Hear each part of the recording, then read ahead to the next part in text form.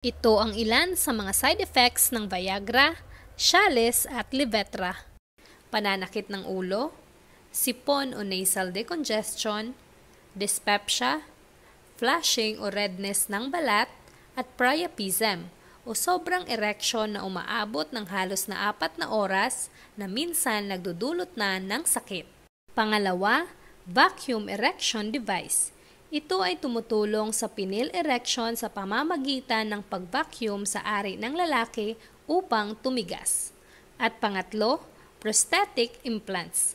Ang prosthetic implants ay hindi nagdudulot ng penile erection, ngunit tumutulong ito sa pagpapanatili ng pagtigas ng ari during erection.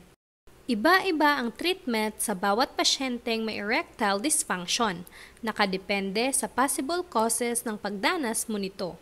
Kaya, kung ikaw ay nakakaranas ng erectile dysfunction,